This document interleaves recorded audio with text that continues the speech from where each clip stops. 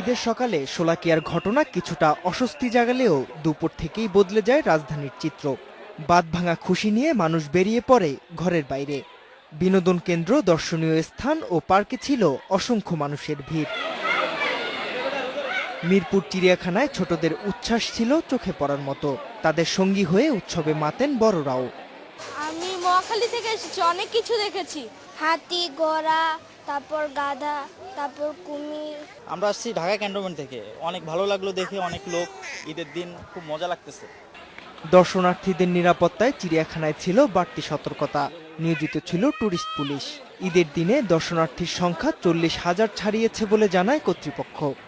সামনে পার্কিংয়েও বেশি আপনাদেরকে ধকল সইতে হয়নি আজকে আসতে। আবার ভিতরে কোথাও হকারের উপদ্রব নিশ্চয়ই দেখেন নাই।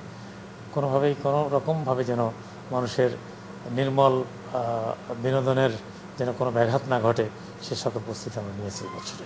বিনোদন কেন্দ্রের মতো রাজধানীর সিনেমা হলেও ছিল মানুষের চাপ। এবার ঈদে মুক্তি পাওয়া 4টি ছবি চলছে বিভিন্ন প্রেক্ষাগৃহে। নিয়মিত দেখা হয় না। এই সিনেমা দেখার আগ্রহ কেন?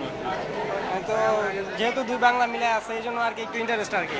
আজকে নতুন ছবি, ভারতীয় বাংলা নতুন ছবি আজকে হলে দিল, এই জন্য আসছে। ঈদের এই ছুটির আমেজ রাজধানীতে থাকবে আরও 2 দিন। তবে বিনোদন কেন্দ্রগুলো আগামী 1 সপ্তাহ জমজমাট থাকবে, আশা করছেন সংশ্লিষ্টরা।